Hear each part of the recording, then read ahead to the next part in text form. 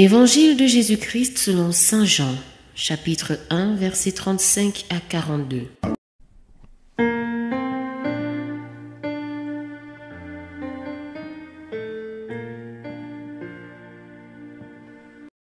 En ce temps-là, Jean le Baptiste se trouvait avec 2 de ses disciples. Posant son regard sur Jésus qui allait et venait, il dit : « Voici l'agneau de Dieu. » Les 2 disciples entendirent ce qu'il disait et ils suivirent Jésus. Se retournant, Jésus vit qu'ils le suivaient et leur dit : « Que cherchez-vous » Ils lui répondirent : « Rabbi », ce qui veut dire « Maître », « Où demeures-tu » Il leur dit : « Venez et vous verrez. » Ils allèrent donc, ils virent où il demeurait et ils restèrent auprès de lui ce jour-là. C'était vers la 10e heure, environ 4 heures de l'après-midi.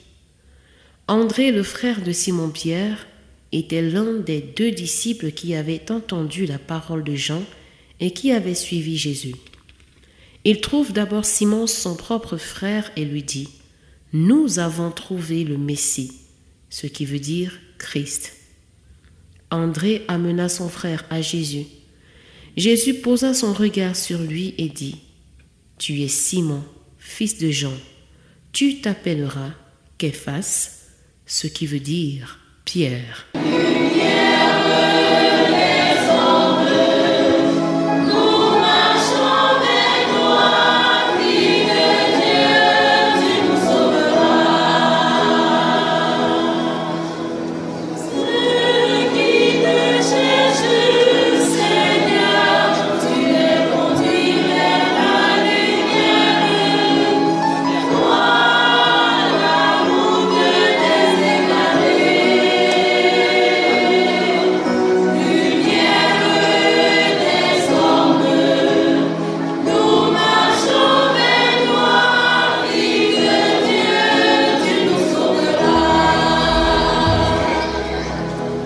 Seigneur Jésus, je te remercie car ce matin, tu m'accordes de me réveiller avec un cœur rempli de joie et de reconnaissance.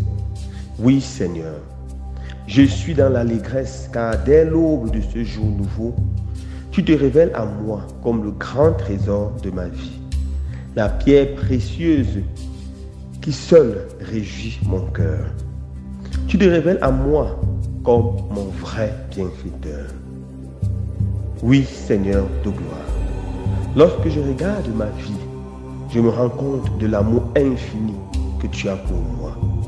Merci pour ma vie, merci pour ma famille, merci pour mes parents, mes frères et sœurs, merci pour mon époux, mon épouse, merci pour mes enfants. Merci également pour mes amis, mes collègues, mes camarades de classe et mes voisins. Merci pour les membres de ma communauté chrétienne. Merci de m'accorder la grâce d'entrer dans cette nouvelle année avec joie.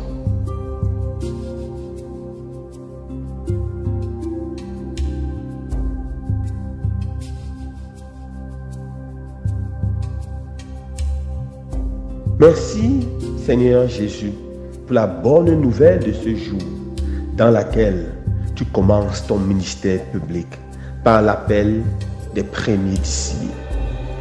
C'est une page d'évangile que nous avons tous en mémoire et qui est pour nous porteuse d'une grâce d'espérance parce qu'elle garde la fraîcheur des commencements et que le regard y prend autant de poids que la parole.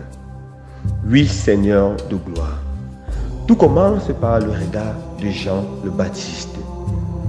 Il te voit qui passe. Il te suit des yeux et il dit tout haut, voici l'agneau de Dieu. Exactement le même témoignage qu'il avait donné la veille. Voici l'agneau de Dieu qui enlève le péché du monde. Deux des disciples de Jean ont suivi son regard et à travers la phrase mystérieuse du Baptiste, ils comprennent qu'une page est tournée, que le relais est pris. L'agneau de Dieu, l'agneau pascal de la vraie délivrance, l'agneau muet qui se laisse tuer à cause des péchés du peuple, l'agneau vainqueur qui va enfin faire disparaître le mal dans le monde, c'est lui. Celui qui passe là-bas, c'est toi Jésus, c'est toi le roi des rois. Ils pressent le pas et se mettent à te suivre.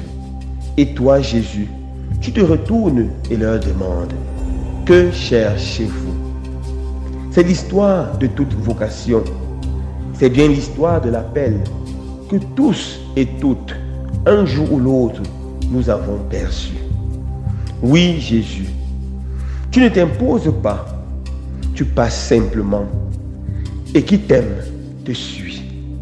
Les deux disciples ont commencé à te suivre avant de commencer vraiment à t'aimer, parce qu'ils ont trouvé sur leur route un vrai témoin, un croyant inconditionnel du royaume de Dieu, qui a pu leur dire, celui que vous cherchez, le voilà qui passe.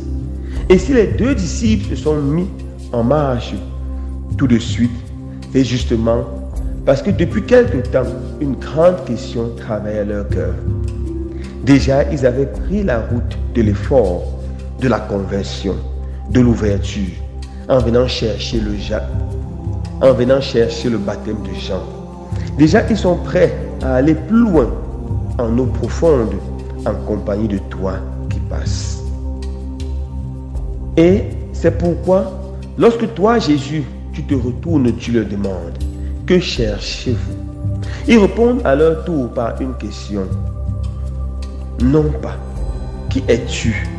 D'où viens-tu? Quelle assurance nous donnes-tu?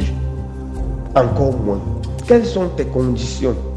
Mais une question qui est déjà toute une attente, comme des mains ouvertes, comme des mains tendues, comme un regard déjà confiant. Ils disent, Maître, où demeures-tu? Maître, où demeures-tu? Cette question, nous pouvons la saisir à bien des niveaux. Où est ta maison? Mais ce n'est pas cela qui les intéresse. Ils ont dû trouver un pied à terre assez provisoire et sommaire. Car toi, Jésus, tu te voulais itinérant et n'avais guère d'endroit où reposer la tête. Où pouvons-nous te retrouver à coup sûr? Et dans cette question, on trouve déjà l'amorce d'une fidélité. Car il faudra du temps pour t'écouter. Jésus, il faudra que les rencontres deviennent quotidiennes, régulières, que toute leur vie, peut-être, devienne rencontre avec toi, toi l'Emmanuel, toi Dieu qui demeure avec nous. On pourra encore comprendre cette question comme suit. Avec qui vis-tu? Et qui habite ton cœur jour après jour? C'est là le vrai niveau de la question. Car demeurer dans l'évangile de Jean, c'est le verbe de l'éternité. Et de l'éternité qui commence sur la terre, partout où des hommes vivent avec Dieu une relation de confiance et d'amour. Jésus, où demeures-tu? Demande André et l'autre disciple. La réponse, ils la recevront au long des mois qu'ils vont passer à tes côtés. Ils la recevront surtout lors du dernier souper, lorsque fraternellement et solennellement tu leur diras: comme le Père m'a aimé, moi aussi je vous ai aimé. Demeurez dans mon amour. Si vous observez mes commandements, vous demeurez dans mon amour, tout comme moi, en gardant les commandements de mon Père, je demeure dans son amour.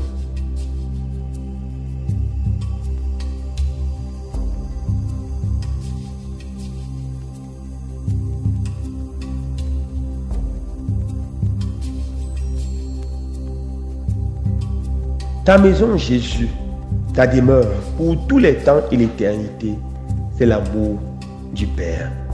Venez et vous verrez. Ce sont des réalités que l'on ne voit qu'en cheminant, qu'en approchant le cœur ouvert. Ils allèrent donc, ils virent où il demeurait, et il demeurait auprès de lui ce jour-là. Il était 4 heures du soir. Jamais plus ils ne l'ont quitté. Jésus, donne-moi la grâce de vraiment te chercher, de chercher où tu demeures et de te trouver et de ne plus jamais te quitter. Donne-moi la force de rester fidèle, aussi dur que soit le chemin. Donne-moi la force de te laisser pénétrer dans mon cœur et de demeurer dans ma vie. Amen.